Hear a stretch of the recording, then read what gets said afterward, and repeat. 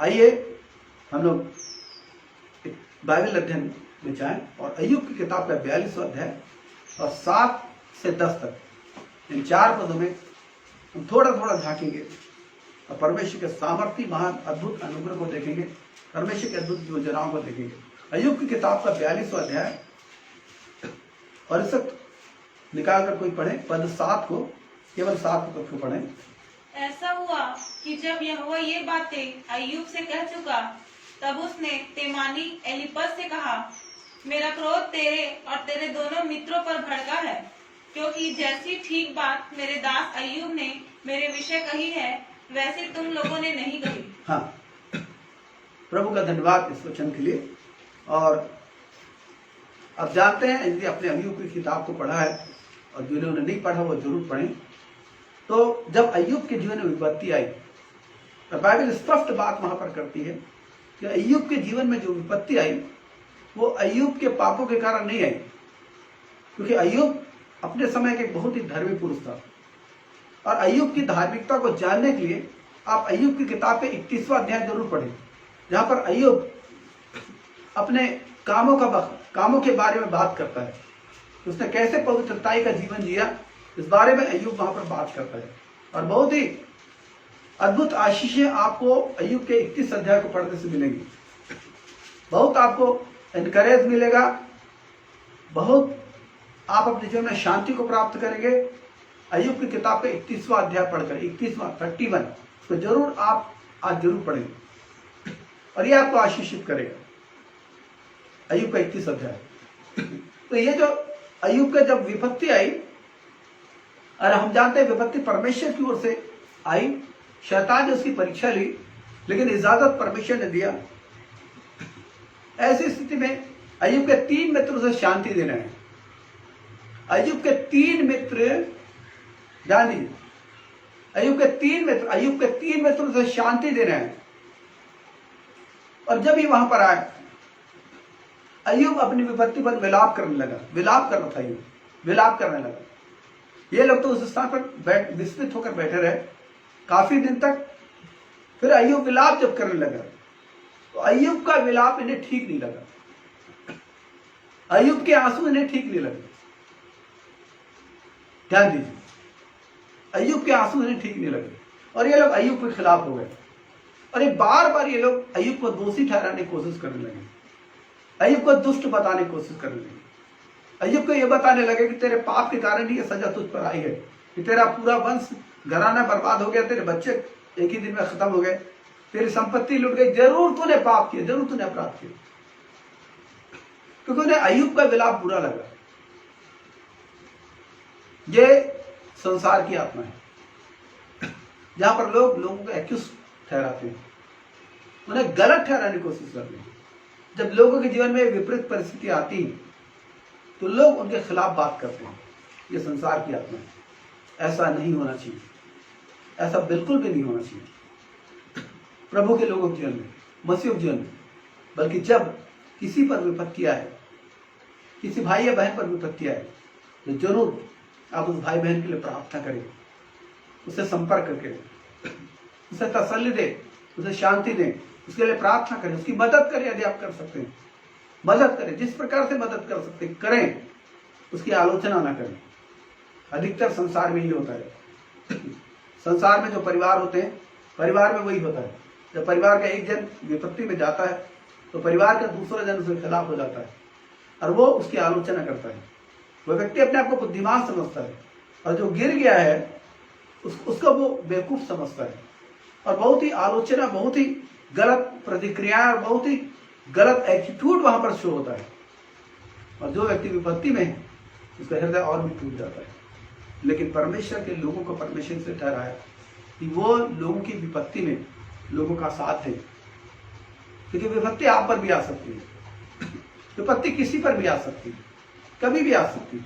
और इसलिए बहुत ही आवश्यक है कि आप अपना एटीट्यूड सही रखें, क्योंकि जब आप अपना एटीट्यूड सही रखेंगे, बाइबल बताती है कि परमेश्वर भी उन पर अनुग्रह करेगा कि वो भी आपके साथ सही एटीट्यूड रखें। मैं इसके लिए निकलवाना चाहता हूँ और 32 विचार का 7वां अध्याय और 12वें पद को जरूर पढ़ लें। देखिए प्रभु ने क्या बोला, प्रभु ने बहुत ही शानदार एक शिक्षा दी। 32 सुविचार 7वां अध्याय निकाले। मैं चाहूंगा कि 32 सुविचार 7वें अध्याय के 1 से 5 तत्व को हम लोग पहले पढ़ें। चलिए क्या लिखा है? दोष मत लगाओ कि तुम पर भी दोष लगाए, दोष मत लगाओ कि तुम पर भी दोष ना न लगाया लगाया जाए, क्योंकि जिस प्रकार तुम दोष लगाते हो जिस प्रकार तुम दोष लगाते हो उसी प्रकार तुम पर भी दोष तुम लगाया पर भी जाएगा। दोष लगाया जाएगा। और जिस नाव से तुम नापते जिस हो नाप से तुम नापते हो उसी नाव से तुम्हारे लिए भी उसी नापा नाप से जाएगा। तुम्हारे लिए भी नापा जाएगा। आगे, तू क्यों अपने भाई की आँख के तिनके को देखता है तू क्यों अपने भाई की आंख की तिनकों को देखता है और अपनी आँख का लट्ठा तुझे नहीं और सूझता? अपनी आंख का लट्ठा तुझे नहीं दिखाई पड़ता? जब तेरी ही आँख में लट्ठा है जब तेरी ही आंख में लट्ठा है तो तू अपने भाई से कैसे कह सकता कैसे है, कह सकता है, ला मैं तेरी आँख से तिनका निकाल ला मैं तेरी आंख से तिनका निकाल दूं? ये प्रॉब्लम है, ये हमें सारे की प्रॉब्लम है, ये पूरे संसार की प्रॉब्लम है कि अपना लट्ठा दिखाई नहीं देता और दूसरों की आंख का तिनका जरूर दिखाई देता है। एक सांसारिक जिंदगी की मिसाल है या सांसारिक जिंदगी का उदाहरण है। और बाइबल बात करती है भाइयों, तुम्हारा जीवन ऐसा नहीं होना चाहिए। अब इसके 12वें पत्र पढ़िए, 12वां पत्र। इस कारण जो कुछ तुम चाहते हो इस कारण जो कुछ तुम चाहते हो कि मनुष्य तुम्हारे साथ मनुष्य तुम्हारे साथ करे, तुम भी उनके साथ वैसा ही करो। बाइबल कहती तुम भी उनके साथ वैसा ही करो। जो कुछ तुम चाहते हो मनुष्य तुम्हारे साथ कैसा व्यवहार करे, मनुष्य तुम्हारे साथ कैसा व्यवहार करे, बाइबल बताती तुम भी उनके साथ वैसा ही व्यवहार करो। क्यों? क्यों? क्योंकि व्यवस्था और भविष्यवक्ताओं की शिक्षा यही हाँ, है। क्योंकि व्यवस्था और भविष्यवक्ताओं की शिक्षा यही है, बोल रहे हैं प्रभु। हालेलुया। तो अय्यूब के जो मित्र थे ये कुछ गलतियां कर रहे थे, ये अय्यूब को दोषी ठहरा रहे थे और अय्यूब को दोषी ठहराने के चक्कर में ये परमेश्वर को सही प्रेजेंट नहीं कर रहे थे। ये इनकी गलती थी, ये परमेश्वर को सही प्रेजेंट नहीं कर रहे थे। ये परमेश्वर को अय्यूब के खिलाफ एक कठोर, एक अनुग्रह रहित एक व्यक्ति के रूप में प्रस्तुत कर रहे थे कि नहीं, परमेश्वर तेरे अपराधों को देखता है, परमेश्वर तेरे अपराधों को गिनता है, परमेश्वर तेरे खिलाफ है, उसने तुझे मारा और तुझे परमेश्वर के सामने आना चाहिए, अपने सारे अपराधों को मानना चाहिए। एक प्रकार से बिना समझ के वो एक धार्मिक विधि की स्थापना कर रहे थे। और आपको अय्यूब के किताब के बारे में मालूम होगा, बाइबल में जो 66 किताबें हैं, उन 66 किताबों में सबसे पहली किताब जो है वो अय्यूब की किताब लिखी गई। मूसा की जो व्यवस्था की किताबें हैं, 5 किताबें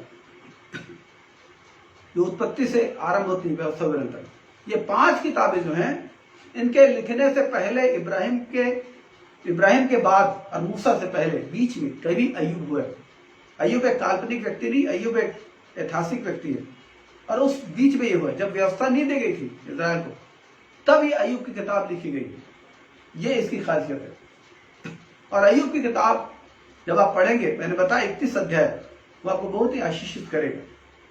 31 अध्याय मसीह के साथ कैसे जीना चाहिए, परमेश्वर के साथ कैसे जीना चाहिए, अय्यूब से सीखिए। अय्यूब अपने बारे में बताता है। तो अय्यूब के जो मित्र थे वो बार बार अय्यूब को दोषी ठहराने की कोशिश कर रहे थे और परमेश्वर को गलत प्रेजेंट कर रहे थे। और इसीलिए परमेश्वर ने उसे बोला, फिर से पढ़ेंगे अय्यूब की किताब का 42 अध्याय 7वां पद, 42 अध्याय का 7वां पद। ऐसा हुआ कि जब यहोवा ये बातें अय्यूब से कह चुका, हाँ, तब उसने तेमानी एलीपज से कहा, हाँ, मेरा क्रोध तेरे और तेरे दोनों मित्रों पर भड़का है, मेरा क्रोध तेरे ऊपर और तेरे दोनों मित्रों पर भड़क उठा है, क्योंकि जैसे ठीक बात मेरे दास अय्यूब ने मेरे विषय कही है, हाँ, वैसे तुम लोगों ने नहीं कही। हाँ, तो तुम लोगों ने जैसी बात मेरे दास अय्यूब ने कही है, माने अय्यूब ने परमेश्वर को सही प्रेजेंट किया, लेकिन ये लोग परमेश्वर को सही प्रेजेंट नहीं कर रहे। तो परमेश्वर कहते कि मेरा क्रोध तुम पर भड़क उठा, मेरा क्रोध तुम पर भड़क उठाया। और बाइबल में कई स्थानों पर हम इस क्रोध को देखते हैं। एक जगह को मैं बोलना चाहता हूँ, एक वचन को पढ़िए पहले, और रोमियो की किताब उसके पहले अध्याय के 18 पद को पढ़िए। यहाँ पर एक स्थान है, फिर हम प्रेरितों काम के 5वें अध्याय में जाएंगे। रोमियो की किताब उसके 1 अध्याय का 18 पद। परमेश्वर का क्रोध तो धर्म पर स्वर्ग से प्रकट होता है, जो सत्य को अधर्म से दबाए रखते जो हैं। सत्य को अधर्म से दबाए रखते हैं, और ये आज भी हो रहा है। इसीलिए प्रभु ने ऐसे लोग को झूठा भविष्यवक्ता बोला। झूठे भविष्यवक्ताओं से सावधान रहो। और आप इस विषय को और भी अच्छे से जानने के लिए मैं आपको 2 चैप्टर्स देना चाहता हूँ। पहला चैप्टर है पतरस की दूसरी पत्री का 2रा अध्याय, और दूसरा चैप्टर है यहूदा की पत्री। और इन दोनों चैप्टर को आप पढ़े तो आपको ये वचन का भेद मालूम हो जाएगा कि लोग किस तरह से अधर्म से सत्य को दबाते हैं, और इसीलिए परमेश्वर का क्रोध उन पर पड़ेगा। आप जब पढ़ेंगे उन दोनों पत्रियों को, प्रभु के एक दास ने बहुत ही शानदार ढंग से बात कही। और कुछ दिनों पहले मैंने संभवतः पिछले सप्ताह मैंने मैसेज में सुना, उन्होंने बोला कि चर्च में शैतान ने अपने लोगों को प्लांट किया है, चर्च में गड़बड़ी डालने की, परमेश्वर के कामों में बाधा डालने की। और इसीलिए ऐसे लोगों को पहचानना बहुत ही जरूरी है, जिनके बारे में पतरस की दूसरी पत्री का 2रा अध्याय और यहूदा की पत्री बात करती है। ऐसे लोग को जरूर पहचानिए। उनके पास वरदान हो सकते हैं, बहुत ही सामर्थ्य इस्तेमाल भी हो सकते हैं, लेकिन उनके कार्यों के द्वारा आप उनको जान लेंगे कि वो व्यक्ति जो परमेश्वर की ओर से कि शैतान की ओर से। माने वरदान तो परमेश्वर का है, वरदान तो परमेश्वर का है, और बाइबल बताती है परमेश्वर अपने वरदानों से पीछे नहीं हटते। तो वरदान में तो इस्तेमाल परमेश्वर के द्वारा होते हैं। मैंने ऐसे कई लोग अपने जीवन में जाना है कि वो इस्तेमाल हुए पब्लिक के बीच में, वरदानों के द्वारा, वचन के द्वारा लोगों ने उनको अप्रिशिएट किया, लेकिन अंततः उन्होंने क्या किया, अपने स्वार्थ के लिए उन्होंने लोगों को निशाना बनाया। क्योंकि लोगों ने उन पर फेथ किया, वो फेथ करने के कारण अपने स्वार्थ के लिए उन्होंने लोगों के बीच में फूट डालने की कोशिश की।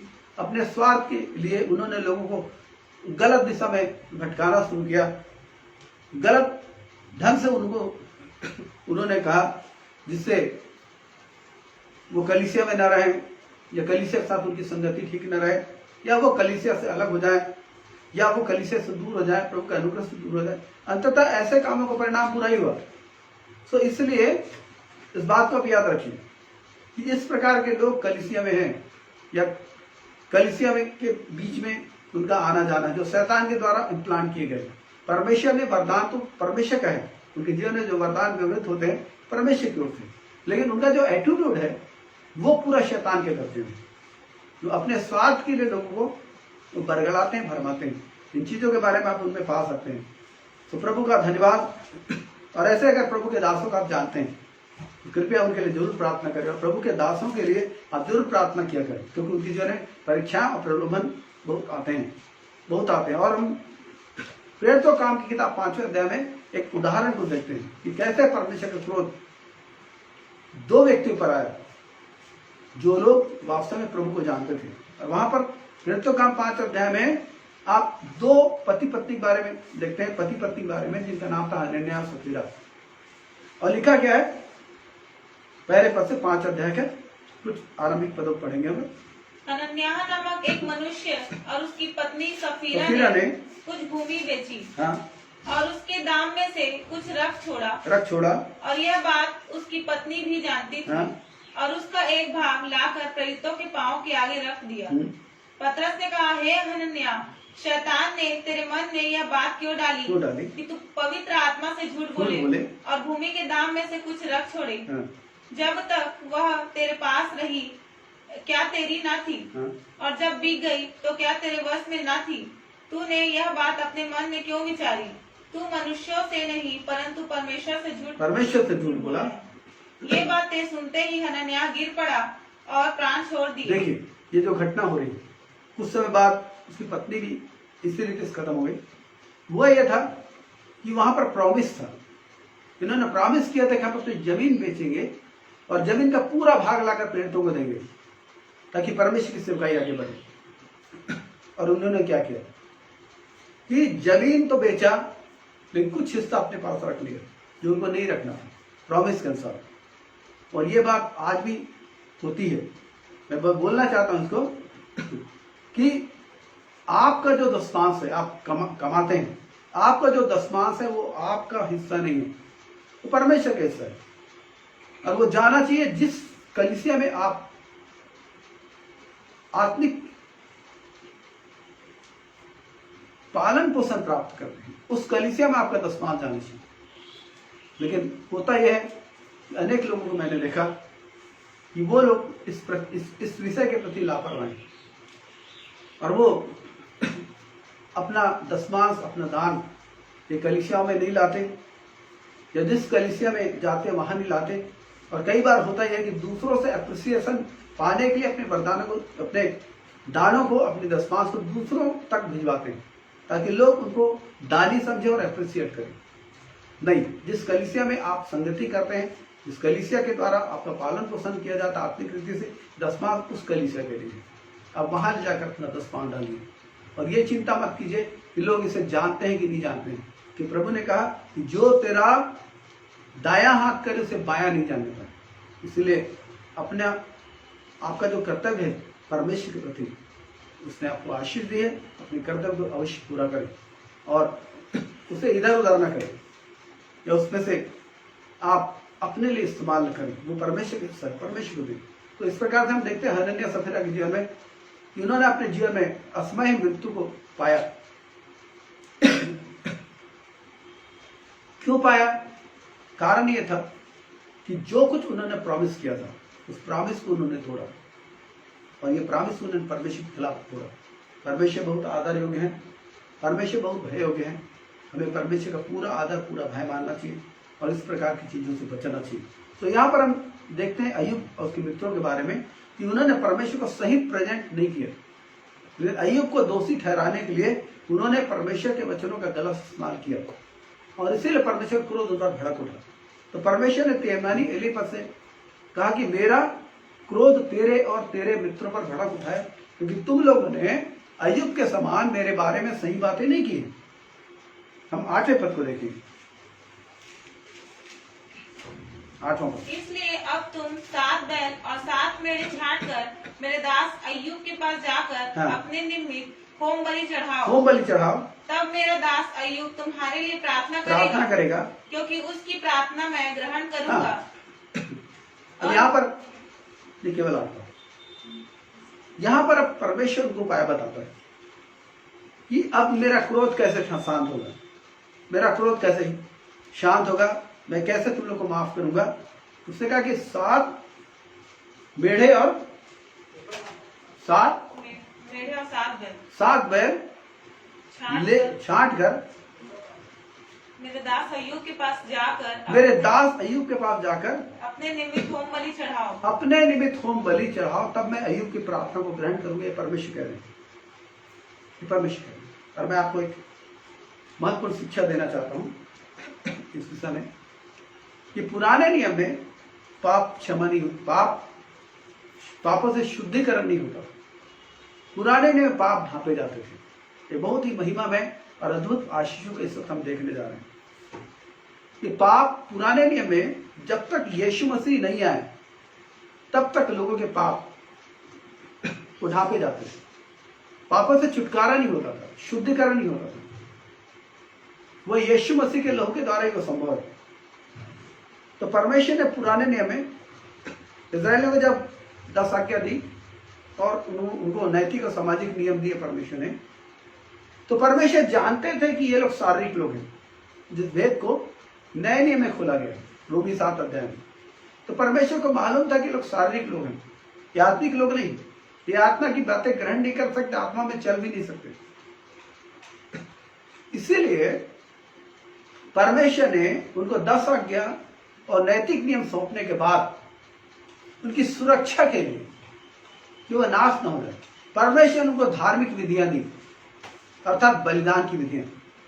और लय व्यवस्था की किताब में इसके बारे में विस्तृत वर्णन पाए जाते हैं कि किस प्रकार का अपराध करने से किस प्रकार का बलिदान चढ़ाना है जिससे तुम्हारे पाप क्षमा हो।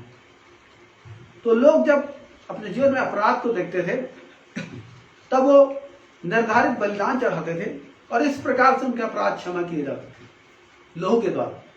तो परमेश्वर मनुष्यों के लिए एक विवेक भी तैयार कर रहे थे कि बिना लहू बहाए पापों की क्षमा नहीं होती, बिना लहू बहाए पापों की क्षमा नहीं होती। इस विवेक को परमेश्वर ने तैयार किया ताकि लोग पापों की क्षमा पा सकें, आशीषित हो सकें। परमेश्वर का शुरू से जो आशय था वो मनुष्यों के साथ संगति और मनुष्यों के साथ निवास करना था शुरू से। लेकिन हम देखते हैं कि जब उन्होंने पहला मनुष्य बनाया आदम, आदम असफल हो गया, आदम असफल हो गया, आदम पाप में गिर गया और पाप में गिरने के कारण परमेश्वर आदम के जीवन में निवास नहीं कर सका, निवास नहीं कर सका। इस्राएलियों के बीच में परमेश्वर ने तंबू बनवाया, साक्षी का संदूक बनवाया और तंबू बनवाया। तंबू इस बात की निशानी थी कि परमेश्वर इस्राएल के बीच में निवास करना चाहता है, परमेश्वर इस्राएल के मध्य में रहना चाहता है, इसलिए तंबू बनाया। लेकिन बार बार वो परमेश्वर को क्रोध दिलाते थे, इसलिए परमेश्वर अपना जो अनुग्रह है उन पर पूरी रीति से नहीं उंडेल पाया। क्यों? क्योंकि वो लोग बार बार परमेश्वर के खिलाफ होते थे, वे शारीरिक लोग थे, परमेश्वर जानते थे। लेकिन परमेश्वर का जो तंबू था वो इस बात का प्रमाण था कि परमेश्वर की इच्छा है कि वो मनुष्य के बीच में रहे। लेकिन ये बात यीशु मसीह के द्वारा पूरी हुई, यीशु मसीह के द्वारा पूरी हुई। मैं आपको पढ़ाना चाहता हूं कुछ पदों को, और आइए हम लोग पढ़ते हैं कि भजन को निकालें, भजन 32:32 और पहले पद को पढ़िए। मैं आपको बता रहा हूं कि पाप ढांपा जाता था, पापों से शुद्धिकरण नहीं होता था।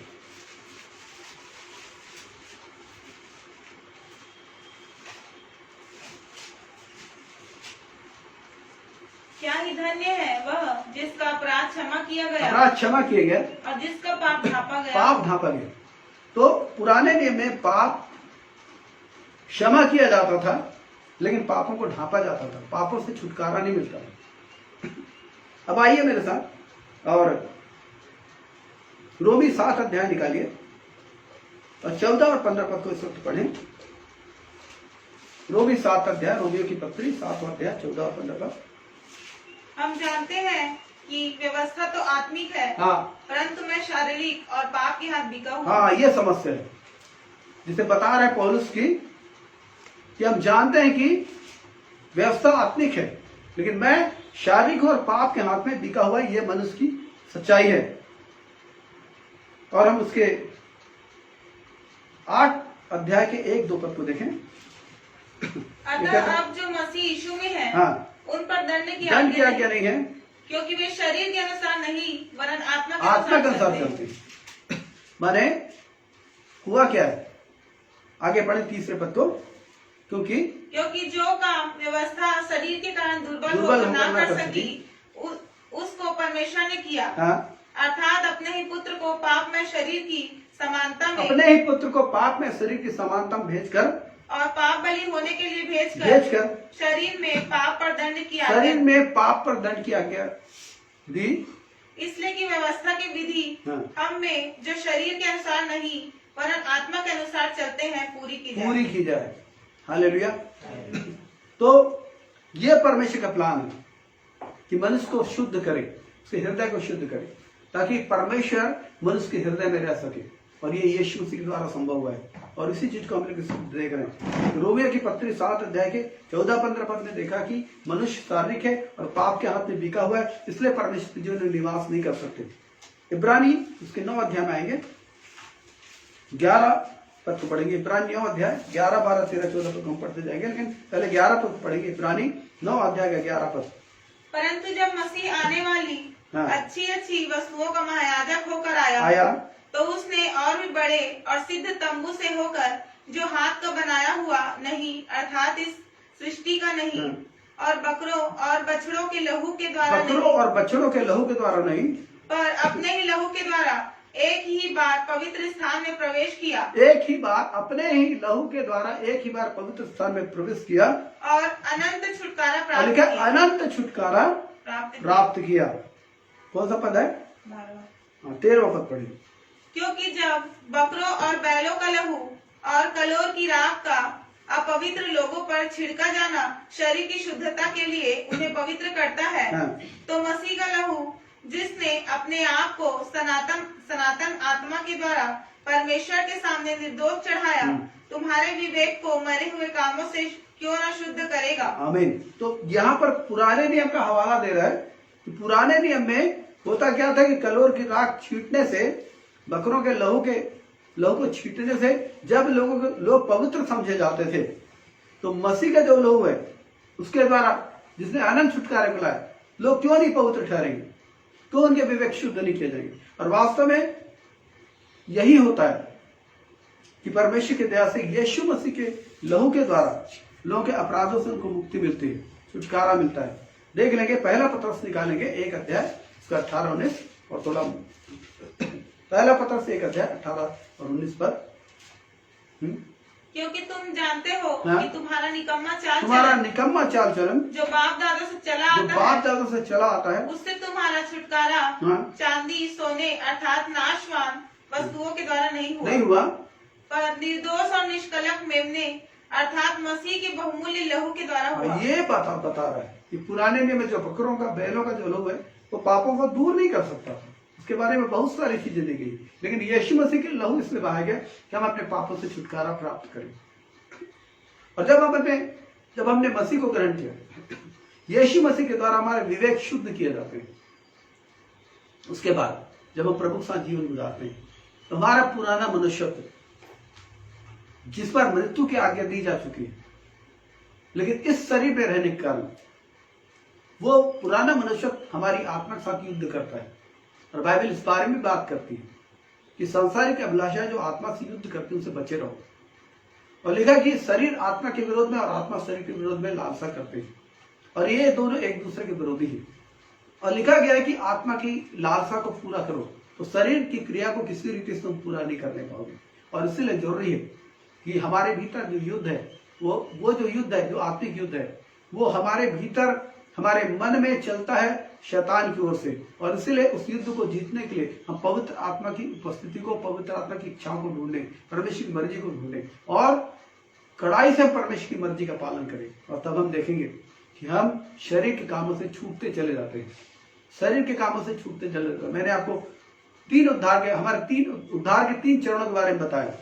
मैंने पहला चरण हम जानते हैं कि हमारी आत्मा को उद्धार, जिसके लिए हमें कुछ नहीं किया गया, क्योंकि इस आत्मिक उद्धार को प्रभु ने किया कि उसने हमारे पापों को लेकर क्रूस पर अपना जीवन कुर्बान किया ताकि हम उद्धार पा सके। तो जिस दिन हमने यीशु मसीह ग्रहण किया, हमने अपनी आत्मा को उद्धार पाया। माने हमारी आत्मा जो बिल्कुल यीशु मसीह के समान हो गई, शुद्ध पवित्र, यीशु मसीह के समान शुद्धता में पवित्रता।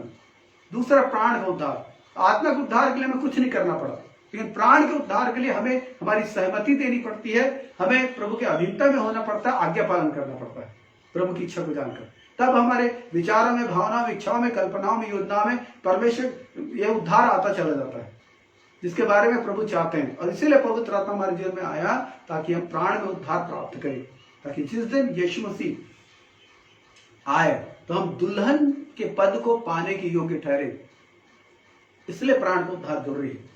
और तीसरा, शरीर का उद्धार, जिसके लिए भी हमें इतना ही करने की जरूरत है कि यीशु के साथ लगातार हम चलते रहें और पाप के कारण यीशु को छोड़ न दें, और संसार के कारण हम यीशु मसीह से दूर न हो जाएं, लेकिन लगातार यीशु में बने रहें। और तब एक दिन जब यीशु मसीह आकाश के बादलों पर आएंगे, क्या करेंगे आपको मालूम है? उस दिन हमारे शरीर का उद्धार पूर्ण हो जाएगा। हमारा उद्धार पूर्ण हो जाएगा जब हमारा शरीर बदल दिया जाएगा। और इसलिए जरूरी है कि हम आत्मा के अनुसार चले। तो यहाँ पर हम देखते हैं कि परमेश्वर ने उनको बोला कि मैं तुम्हें क्षमा करूंगा बलिदान के कारण, और इन्होंने बलिदान चढ़ाया। और लिखा कि जब प्रार्थना की गई अय्यूब के द्वारा परमेश्वर ने क्या किया, उसके 9 पद को पढ़ें। अय्यूब 42 के 9 पद में, यह सुन तेमानी एलीपज, नहीं 9 पद, हाँ सॉरी 9 पद। यह सुन तेमानी एलीपज, शूही बिल्दद और नामाती सोपर ने जाकर यहोवा की आज्ञा के अनुसार किया। हाँ? और यहोवा ने अय्यूब की प्रार्थना ग्रहण की। इनके जीवन के लिए श्रेष्ठ बात क्या थी? यह हमारे जीवन में होना चाहिए। ये 3 मित्रों से हम सीख सकते हैं, बहुत ही महत्वपूर्ण चीज कि जब परमेश्वर ने इनको इनका गुनाह दिखाया, इन्होंने विवाद नहीं किया। जब परमेश्वर ने इनको इनकी गलती बताई, इन्होंने अपने आप को बहानेबाजी में नहीं डाला, इन्होंने अपनी गलती को माना। और प्रभु के साथ संगति की नींव एक बहुत ही महत्वपूर्ण चीज है, और वो ये है कि अपने अपराधों को मानना, अपने अपराधों को मानना। जैसे किसी व्यक्ति से अगर मेल मिलाप कर रहे हैं और हमने उसके विरोध में अपराध किए हैं और मेल मिलाप हम चाहते हैं, हम उस व्यक्ति के साथ जाकर बातचीत करते हैं और अपनी गलतियां मानते हैं, तो अपनी गलती मानने से मामला खत्म हो जाता है, एक व्यक्ति का हृदय संतुष्ट हो जाता है। तो वैसे प्रभु के साथ जब हम चलते हैं और हम देखते हैं गलतियों को, और वास्तव में बाइबल बताती है कि जब मनुष्यों के खिलाफ गलती करते हैं, हम परमेश्वर के खिलाफ में भी गलतियां करते हैं। मनुष्यों के खिलाफ गलतियों को परमेश्वर के खिलाफ गलती माना गया है, बाइबल बताती है। इसलिए पहला यूहन्ना की पत्री को आप ध्यान से पढ़े, यही चीज को पहला यूहन्ना बोलता है। अंधकार क्या है? पहला यूहन्ना में यूहन्ना बताता है अपने भाइयों से बैर रखना अंधकार है। अंधकार, एक व्यक्ति जो अपने भाइयों से बैर रखता है वो अंधकार में पड़ा रहता है। उसी बारे में, भाईचारे की प्रीति के बारे में पहला यूहन्ना बताया गया, भाईचारे की प्रीति के बारे में। सो जरूर आप उसको भी बहुत ध्यान से पढ़े। और यहाँ पर हम देखते हैं इन तीनों मित्रों के बारे में कि इनके जीवन में छुटकारा बहुत ही महत्वपूर्ण था, और इन्होंने अपने अपराधों को माना और जैसा परमेश्वर ने कहा वैसा इन्होंने किया। और इसीलिए यहाँ पर लिखा जैसे जैसे उन्होंने किया कि उनके अपराध क्षमा हुए। अय्यूब की प्रार्थना को परमेश्वर ने उनके दोस्तों के समय ग्रहण किया, और अय्यूब ने अपने हृदय को भी इनके प्रति कड़वाहट से नहीं भरा। लेकिन जब ये लोग अय्यूब के पास आए और आकर इन्होंने अपने अपराधों को माना कि परमेश्वर जैसा चाहते थे वैसा हमने बातचीत नहीं किया, अय्यूब ने भी इनके अपराधों को क्षमा किया और इनके लिए प्रार्थना करना स्वीकार किया।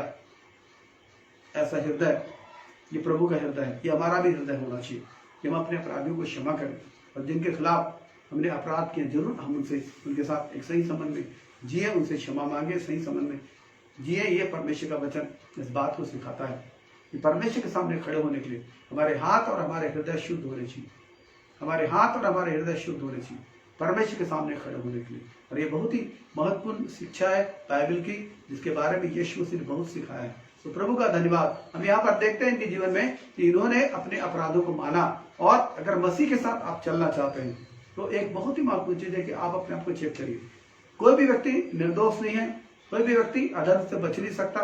गलतियां, पाप, अपराध हमारे जीवन से होते हैं, लेकिन महत्वपूर्ण चीज है क्या हम इन पर ध्यान देकर हम परमेश्वर के सामने जाते हैं।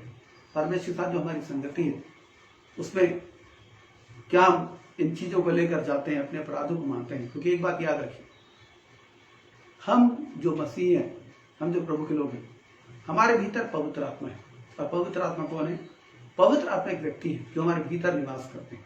और बाइबल बताती है कि हमारे गलत एटीट्यूड से उनको दुख होता है, गलत एटीट्यूड से दुख होता है, और उनकी बात नहीं मानने के कारण वो बुझने की स्थिति में जाते हैं। उनकी उपस्थिति, उनकी संगति हमारे जीवन से खोती है। और इसीलिए हमको अपनी जुबान के प्रति बहुत सावधान रहने की जरूरत है। अपनी जुबान के प्रति, अपने व्यवहार के प्रति हमें बहुत ही सावधान रहने की जरूरत है। यदि हम पवित्र आत्मा में व्यवहार होना चाहते हैं, पवित्र आत्मा में हम डूबना चाहते हैं, पवित्र आत्मा से भरकर हम बहुतायत से लोगों के लिए आशीष का कारण बनना चाहते हैं, तो जुबान के विषय में हमें सावधान होने की जरूरत है। इसके बारे में दाऊद ने बार बार लिखा है, और आप उसके वजन में उसकी प्रार्थना में इस बात को जान लेते हैं।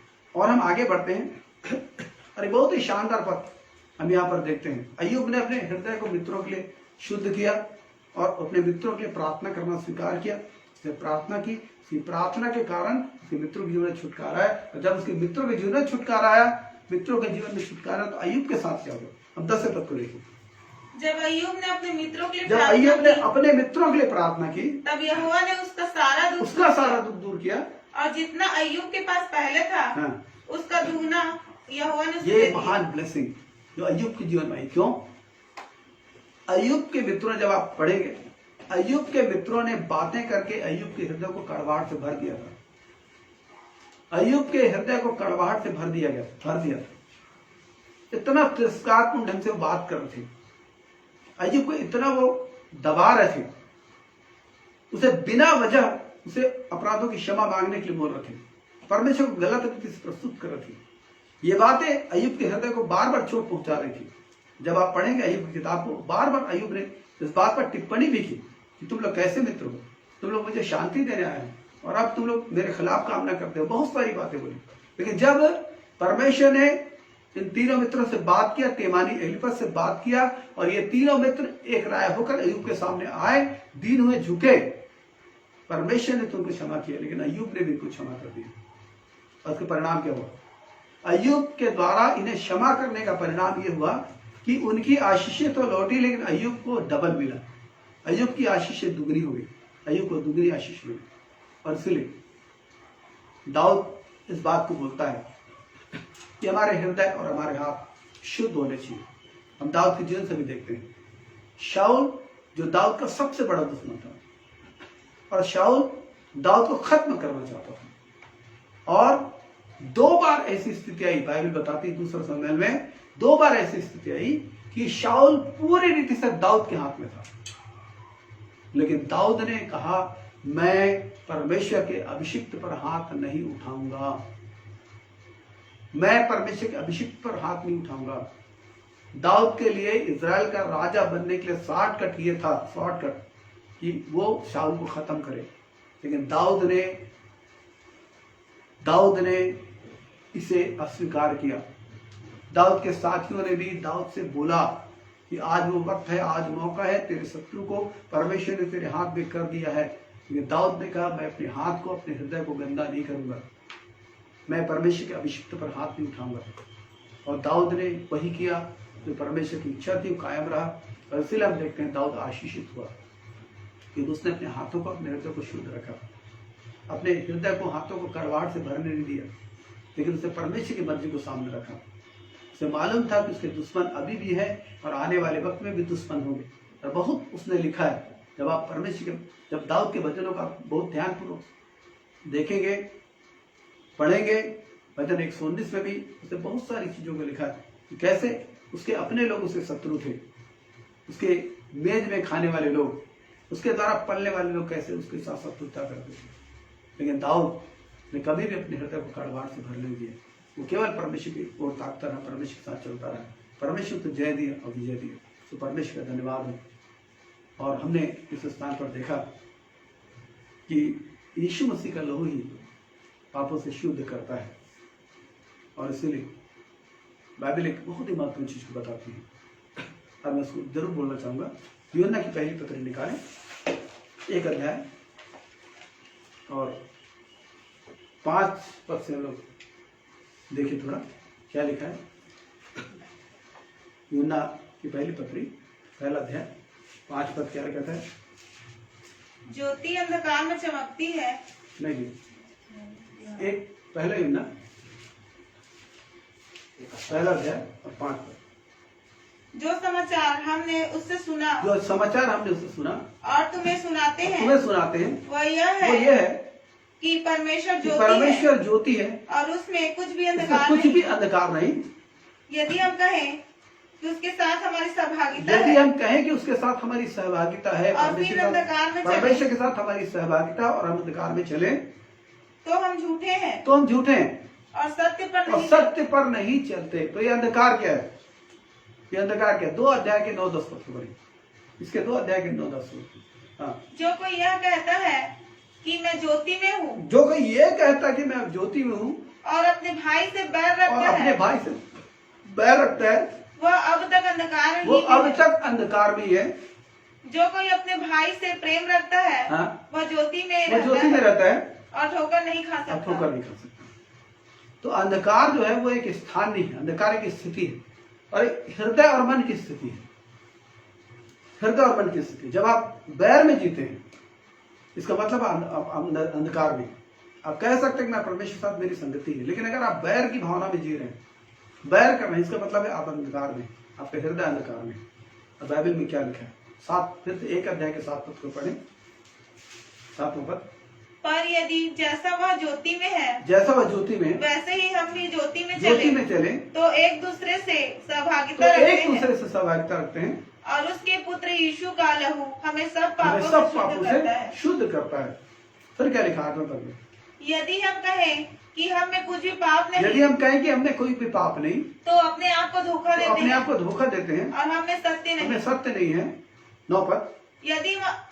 यदि हम अपने पापों को मान लें तो वह हमारे पापों को क्षमा करने और हमें सब अधर्म से शुद्ध करने में विश्वास योग्य और धर्मी ये है। परमेश्वर का काम है कि वो विश्वास और धर्मी है। सो प्रभु का धन्यवाद। आइए सब एक छोटी सी प्रार्थना में जाएं, अपने आप को प्रभु के सामने दीन करें, झुकाएं, क्योंकि परमेश्वर आपके जीवन को, हमारे जीवन को इस पृथ्वी पर अपनी महिमा के लिए इस पर रखा है। हम अगर आज मसीह में हैं, ये हमारी योग्यता के कारण नहीं, लेकिन उसके अनुग्रह के कारण है। और उसने जगत की उत्पत्ति से पहले उसने हमें चुन लिया कि हम उसके निकट प्रेम में पवित्र निर्दोष ठहरे। ये बात बाइबल कहती है, और इसलिए आइए, बाइबल कहती है कि हम अपने नहीं हैं, दाम देकर मोल लिए गए, इसलिए अपनी देह के द्वारा हम परमेश्वर की महिमा करें। जबकि बार बार हम परमेश्वर के दास भविष्यवक्ताओं से इस बात को हम सुनते हैं और जानते हैं कि हमारे प्रभु का आगमन निकट है। हम उन 5 बुद्धिमान कुंवारी को समान बने जिन्होंने अपने कुप्पी में तेल रखा था और जिनकी मसालें जल रही थी, उनके समान बने। उनके समान न बने जिनकी कुप्पी में तेल नहीं था या थोड़ा तेल था। उन्हें मालूम था वो बुझ जाएंगे। ये 2 प्रकार की जीवन शैली है। आइए हम ऐसा जीवन जिए, ऐसा प्रयत्न करें, अपने हृदय और हाथों को शुद्ध करके हम ऐसा जीवन जिए, ऐसा जीवन का प्रयत्न करें कि परमेश्वर जब हमें दूसरों के आशीष के लिए इस्तेमाल करे या हमें आशीष देना चाहे तो किसी प्रकार की कोई रुकावट खड़ी ना हो। कि शैतान की चालाकी यही है कि वो हमारे हृदय को कड़वाहट से भर देता है, वो हमारे मन को चिंता से भर देता है, ताकि हम उन आशीषों का आनंद न ले सकें जो वो हमें देता है, और ना हम दूसरों के लिए आशीष का कारण ठहरे, लेकिन हम दूसरों के लिए ठोकर का कारण ठहर जाए। ये शैतान चाहता है। हमारे जीवन में अपराध तो होते हैं, लेकिन अय्यूब के 3 मित्रों से हमने एक सीखा है कि जब उन्हें मालूम पड़ा कि अपराधी हैं, उन्होंने वही किया जो परमेश्वर के सामने उनको करना चाहिए था। उन्होंने बहानेबाजी नहीं की, उन्होंने नानुकुर नहीं किया। अय्यूब के साथ उनकी कड़वाहट बढ़ गई थी, लेकिन जब परमेश्वर को बोला तो अय्यूब के सामने चले गए। अय्यूब ने भी उन्हें माफ कर दिया और वहां से एक नई आशीष की शुरुआत हो गई। उसके मित्रों को छुटकारा मिला और अय्यूब के जीवन में बड़ी आशीषें, दुगनी आशीषें ये वचन हमें सिखाते हैं। आइए हम प्रार्थना करें। दयालु पिता, हम आपका धन्यवाद देते हैं। यीशु मसीह नासरी के सामर्थ्य नाम में हम आपके चरणों में आते हैं। आप अद्भुत और महान परमेश्वर हैं, आप जीवनदाता स्वामी हैं। प्रभु जी, आपने हमें अंधकार में से खींचकर बाहर निकाला है। हम सत्यानाश होने पर थे प्रभु, हम मौत की राह में थे, नरक की राह में थे, लेकिन आपने पिता इस सड़े हुए संसार से मैं बाहर निकाला, सड़े गले संसार से बाहर निकाला पिता। खुदा दस्मानी, यदि मनुष्य को 1 दिन की छूट दी जाए या 1 घंटे की छूट दी जाए कि उन पर कानून का शासन न रहे, उनसे कहा जाए कि आप जिससे भी बदला लेना चाहते हैं ले सकते हैं, जिसकी भी हत्या करना चाहते हैं कर सकते हैं, आपको छूट है, आप पर कोई दोष नहीं लगेगा, तो इस पृथ्वी पर एक भी व्यक्ति जीवित नहीं बचेगा। इतनी घृणा, इतनी दुश्मनी, इतना बैर भाव, इतनी पाखंडता, इतना डुप्लीकेटपन इस संसार में पाया जाता है। एक सड़ा हुआ संसार है प्रभु जी, और आप इस संसार को पसंद नहीं करते, इसीलिए आपने अपने पुत्र को भेजा कि पुत्र के द्वारा हमारे पाप क्षमा हो। प्रभु जी, आपका धन्यवाद। हमारे पापों को क्षमा करने के लिए हम प्रार्थना करते हैं। हमारे जीवनों को आप शुद्ध करें। हाँ प्रभु जी, संसार की सारी गंदी बातों से, गंदे एटीट्यूड से, गंदे विचारों से प्रभु जी, गंदे चाल चल से आप शुद्ध करें प्रभु जी। हाँ प्रभु, आपका पवित्र आत्मा निरंतर हमें सहरे के विवेक से बातचीत करे और आपका लहू में शुद्ध करे प्रभु जी।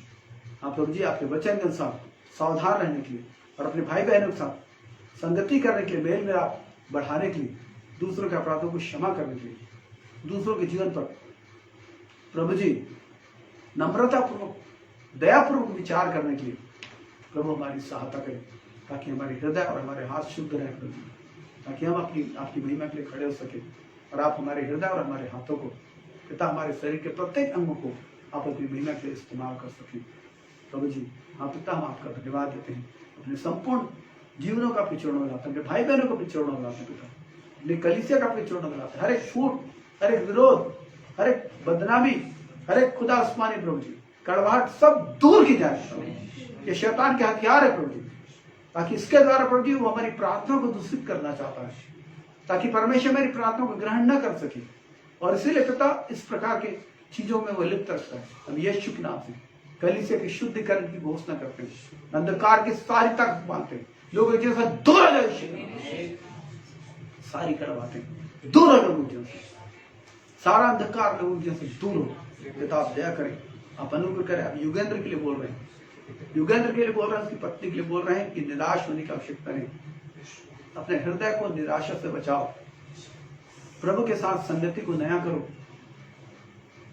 प्रभु के साथ अपनी संगति को नया करो। आप कह रहे हैं प्रभु जी, प्रभु के साथ अपनी संगति को नया करो, अपने हृदय को गिरने बदलो, सब अदवारा बदलो, ये मेरी याद अब शब बंदर रखना था प्रभु। आपका धन्यवाद, आपकी प्रशंसा, आपकी तारीफ, आपकी स्तुति, आपकी बड़ाई हो प्रभु जी। आप कह रहे हैं अपने बच्चों से बताओ, उठ खड़े हो बताओ, हाँ खुदा आसमानी प्रभु जी, वे प्रभु जी संसार की गंदगी में ना पड़े रहे, प्रभु जी शैतान के फंदे में ना पड़े रहे, प्रभु जी प्रार्थनाहीनता की दशा में ना पड़े रहे, प्रभु जी कड़वाहट में ना भरे रहे, चिंताओं में ना भरे रहे, लेकिन आप चाहते प्रभु जी आपके लोग खड़े होंगे वीर के समान प्रभु जी। और जब लोग आपके सामने आकर अपने अपराधों को क्षमा मांगते हैं, आपका लोह उन्हें शुद्ध करता है, और जब आपका लोह शुद्ध करता है, खुदा आसमानी पवित्र आत्मा का निरंतर प्रभाव जारी हो जाता है प्रभु जी। हम आपका धन्यवाद देते हैं प्रभु जी, हम आपकी तारीफ करते हैं, हम आपकी स्तुति करते हैं, हम आपकी बड़ाई प्रशंसा करते हैं, अपनी जिंदगी को दिलों में समर्पित करते हैं। आज अपनी सहायता की हम आपका धन्यवाद देते हैं, अपने अनुग्रह के हम आपका धन्यवाद देते हैं, आपकी करुणा के लिए, आपके अनुग्रह के लिए, आपके दया के लिए धन्यवाद करते हैं प्रभु जी। ये भी नंदा को प्रभु इस वक्त बोल रहे हैं कि चिंता करने की आवश्यकता नहीं, मैं तेरे साथ हूँ। Thank you Jesus, hallelujah. मैं तेरी सारी घटियों को पूरा करूंगा प्रभु बोल रहे हैं। वंदना के लिए प्रभु बोल रहे हैं कि तुझे नीचे देखने की आवश्यकता नहीं, तुझे ऊपर देखने की जरूरत है, अपने स्वामी की ओर, सृजनहार राजा की ओर देखने की जरूरत है। जो अतीत में बीत चुकी जो बातें, जिन्होंने तुम्हारे हृदय को छलने किया, उन्हें भूलो और प्रभु की ओर देखो। परमेश्वर तुम्हारे साथ है, प्रभु का अनुग्रह तुम्हारे साथ है, प्रभु का तेज तुम्हारे साथ है। और सत्य में उसके घर के दरवाजे पर प्रभु के तेज को मैं ठहरा हुआ देखता हूँ, सूरज की रोशनी को भी मैं देख रहा हूँ, लेकिन वो जो तेज है वो दिन में भी सूरज की रोशनी तो बहुत तेज है, बहुत तेज उस रोशनी को मैं देखता हूँ जो वंदना के घर के दरवाजे पर है। और ये इस बात को बता रहे परमेश्वर वंदना के साथ है, और परमेश्वर वंदना के जीवन को ऊपर उठाएंगे, उसे संतुष्ट करेंगे, और जो कुछ उसने खोया है उसका दुगना परमेश्वर उस बेटी को वापस करेंगे। Thank you Jesus, hallelujah. लाबा दबा सामान्य मखना थी Holi spirit of God, worship Jesus. धन्यवाद यीशु, धन्यवाद संगीता के लिए प्रभु बोल रहे हैं, मैं तेरे सारे लोगों को चंगा करूंगा। थैंक यू जीसस, मैं तेरे सारे लोगों को चंगा करूंगा। Thank you Jesus, hallelujah. हम आपका धन्यवाद देते हैं, हम आपकी प्रशंसा करते हैं, हम आपकी तारीफ और आपकी स्तुति करते हैं, हम आपकी बड़ाई करते हैं, आपके नाम को चौंकाते हैं। आप अद्भुत महिमा में परमेश्वर हैं, अद्भुत करुणा में परमेश्वर हैं, आप हृदय को उठाकर खड़ा कर देने वाले परमेश्वर हैं, आप जीवन को बदलने वाले परमेश्वर हैं, आप सामर्थ्य को उंडेलने वाले परमेश्वर हैं। प्रभु जी मेरे परमेश्वर, आप इस बात को इस वक्त दिखा रहे हैं, जितने लोग आपकी महिमा के लिए खड़े हैं, वचन का प्रचार करते हैं, प्रभु जी शैतान उनके जीवन में आक्रमण करता है, लेकिन आप उन्हें संभाल कर रखते हैं। और ये बात इस मैं देख रहा हूँ प्रभु जी, खुदा दसमानी आपके बच्चे जो आंसू बहाते हैं प्रभु जी, खुदा दसमानी आप कहते हैं कि मैं उनके साथ हूँ। आप कहते हैं कि मैं उनके साथ हूँ। हालेलुया। प्रभु जी आप स्मरण दिला रहे हैं कि यदि तू जल में होकर जाए, जल तुझे डुबा नहीं सकेगा, यदि आग में होकर चले, आग तुझे जला नहीं सकेगा, तू नदियों में से होकर जाए तो तुझे डुबा नहीं सकेंगे, मैं तेरे साथ रहूंगा। प्रभु जी आप कहते हैं कि मैंने तुझे नाम लेकर बुलाया, तू मेरा ही है, तू मेरी महिमा के लिए है। आपका धन्यवाद, आपकी स्तुति, आपके जीवनों को दिलों में समर्पित करते, संसार की गंदगी से बचाकर पवित्र आत्मा की उपस्थिति या अभिषेक को गाढ़ा कर, और यीशु के सामर्थ्य नाम दया हमारे साथ हो। महिमा आदर आपको देते, सब कुछ के लिए धन्यवाद। यीशु मसीह के नाम से मांगते हैं, आमीन।